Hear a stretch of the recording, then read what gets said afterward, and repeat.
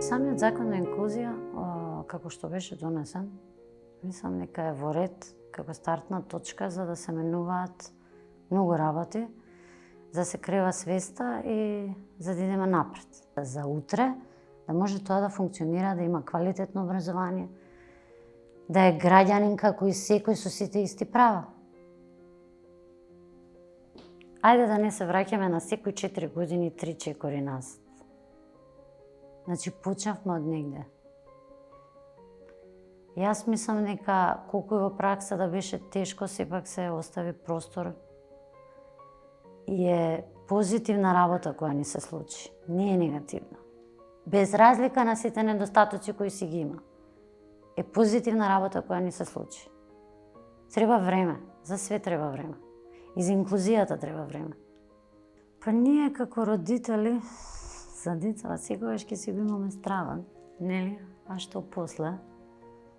Јас знам дека повеќето се со таа мисла. Меѓутоа, јас ги охрабрувам системот, каков и да е, да не ги обесхрабрувам. Да не им го кочи мајчинскиот инстинкт и да не бараат секогаш да се прифатени. Треба да знаат дека се како и сите и дека си ги имаат истите права. Прифатени, а зборот многу мене ми се смети, дека јас на друг начин го гледам, за да си ти прифатен, бараш одобрување од некој што сметаш дека е над тебе. Дека треба да се докажеш некому. Моето и твоето дете немаат потреба да се докажуваат никому. Освен јас, ако не ја прашам нешто како родител. Моето дете треба да има квалитетно образование како и секој друго и услови обезбедени како и секој друго. 7 години имаше кога си го добива асистентот и еве веќе со нејзе си е 4 години. Значи од година во година единствено нешто што од нас е даваме нели мислење за работата на асистентот со детето и дали би сакале да остане истиот и со проценка повторно од МКФ се дава крајно мислење дали има потреба да асистент или нема. Според мене е добро што се отвори, значи, Центарот за функционална проценка, првенствено. МКФ е добро бидејќи тука, значи, све решавате, дали има потреба тоа дете од асистент, дали има потреба од дополнителни часови во училиштето со друг специјален едукатор, значи дефектолог, логопед. И тоа се зема во предвид. Дали детето има потреба со визуелна поддршка, од асистивна технологија, пример да речеме. Значи се гледаат потребите и што е во интерес на детето за да може тоа да добие квалитетно образование и да може да напредува се повеќе и повеќе. Се прави планот, се дава и што е еден голем плюс кога ќе дојдете вие во основно училиште и кога тие тамо што не го знаат вашето дете, ќе имаат еден увид и ќе знаат со што треба да соработуваат, што какви потреби има детето и до кој степен е моментално, на кој ниво, каде треба да се почне. И исто се зима во предвид страната и желбата на родителот. Кој јас прашав, исто лично пример си прашав, како функционира модифицираната. Кога ми објаснија, кога зборевме све и кога прашав, пример, дали вие, како стручни, сметате дека би било подобро за нејзе за плюс, рекоа да, што е супер и тука се иде во интерес на детето. Посебните училишта се сега веќе ресурсни центри, мислам со законот за инклузија. И тие беа уствари формирани, така се дефинираат како да се поддршка на основните училишта. Зборам од секој аспект.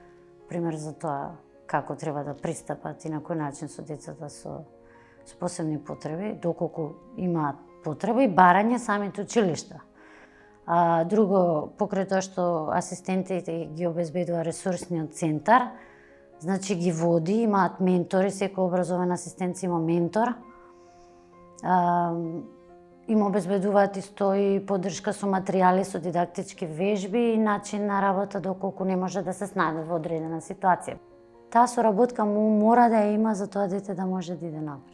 Самата инклузивност и сите работи кои, еве, до сега што зборим образование, тоа све се ресурси, тоа све нели обезбедено за детето да може да функционира по препорака од МКФ. Сите овие работи кои ги добивме, за да го лесниме, што се вика, стартот пред пар години, кога почна, сите си донесоа некој плюс, за таа сега еве во четврток веќе да има подобра рутина. Говорот е малце подобро развиен. Значи, мојата е невербална, затоа имаме потреба и од асистивна технологија. Гестовите, визуалните прикази се секогаш, што го викам, потреба кај незе, не може без тоа.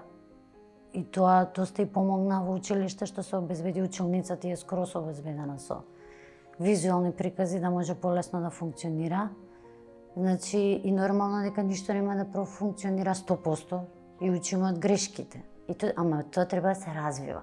За да се развива и за проблемот да го снемува, а да имаме плюс од инклузијата, треба да се инвестира и требаат ресурси. Зборам од образовни асистенти, од апаратура, од услови во училиштата, од простори, од знаење, од обуки, од материјали, че мора да се инвестира во тие работи. Че училиштата мора да им се даде механизам, дека они мора да имаат таа одговорност за инклузијата да е функционална во пракса, мора да се инвестира во училиштето. Првенствено е најголема грижа е кога ќе тргне во школа како со децата. Исто доста голема улога имаа наставничките. Значи, не само прво одделение, него секогаш кога имаше потреба, ама највеќе во прво одделение, нели кога почнуваат. Тоа запознавање меѓу нив. Времето што го одвоија да се збори што значи другарување, што значи прифаќање, што значи толеранција. Чи браво. Чи на тој начин, бидејќи деца гледаат и учат од нас. Стално се смеам дел од родители вака кога разговарам и ова што сме еве иста ситуација како мене, што стално ми кажат, вие сте имале среќа. И мене ми е тоа толку